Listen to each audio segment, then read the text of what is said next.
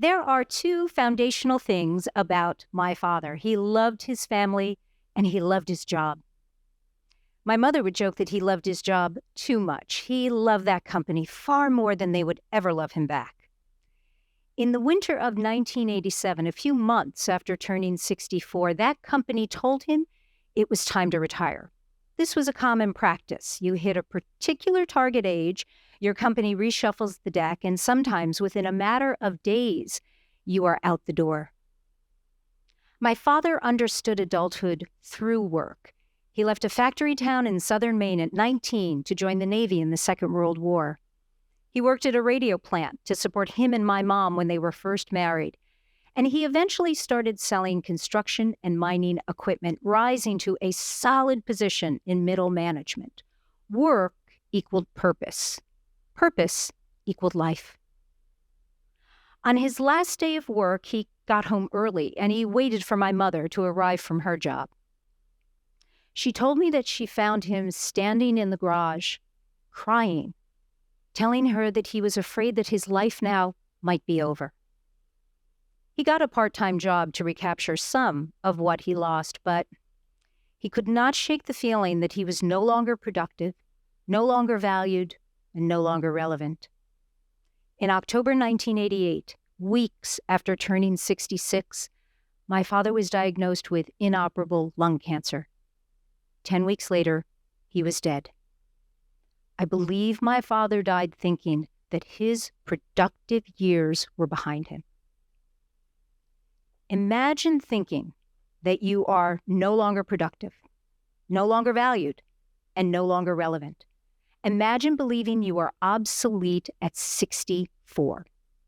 I mean, we're about to enter a presidential election cycle where one of the candidates is 80 and the other leading contender is just shy of 77.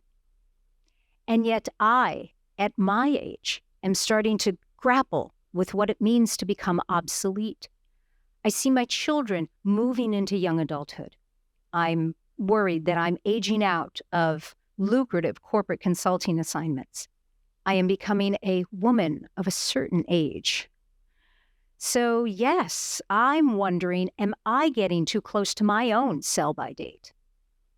This version of obsolescence is a very slow creep. It's realizing that you're one of the older people at a business meeting, that you have no idea who is hot right now on TikTok, nor do you really care. And it's wondering if you've been operating a certain way in the world for so long that who you are now is somehow hidden from view. This is a precarious transition. The transition from childhood to young adulthood is guided. The transition from young adulthood to peak adulthood is praised. The transition from peak adulthood to AARP card, it is unnerving. Paid retirement as a concept is surprisingly young. In the late 19th century, Germany was facing rampant youth unemployment, so their chancellor, Otto von Bismarck, decided to pay men over 70 an income to stop working. During the Great Depression, U.S. President Franklin Roosevelt ushered in Social Security, guaranteeing a fully paid retirement starting at 65. A path was being carved to support people financially as they got to their later years if they stopped working. There are people who look forward to retirement as it approaches, and there are people, like me, who have no desire to downshift anytime soon.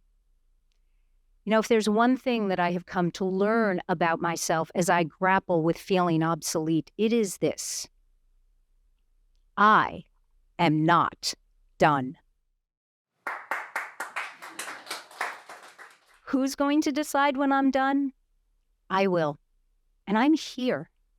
Now, I do not want to go back to an earlier time in my life. I'm not that person anymore. But how do I carve a path forward between these twin pillars of retirement or hanging on to the past? I believe it begins with recognizing a few hard truths. The first hard truth is surrender. Surrendering myself entirely to who I am and where I am now across every aspect of my life. to acknowledging that the runway before me is no longer endless.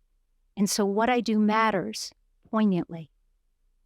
And welcoming in the fear, the nervousness, those butterflies that accompany starting something completely new.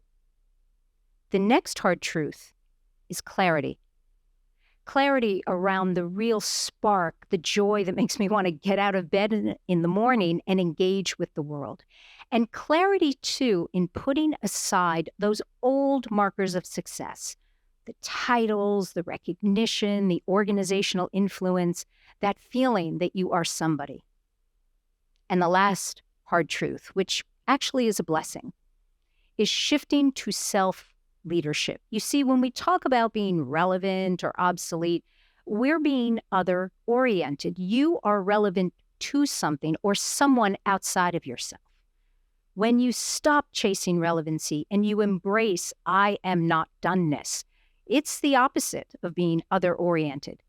It's about finding relevancy within yourself and then translating that knowledge to the work, the opportunities, the spaces, the life you want to live. This is not a precarious transition. No, this one is steady. It's impossible to speculate what my father's life would have been if he thought he could find another path forward, if he believed he could say, I am not done, and if retirement was from a job, not a way of life. As his daughter, I understand now the power and the pride in saying, I am not done, and neither are you.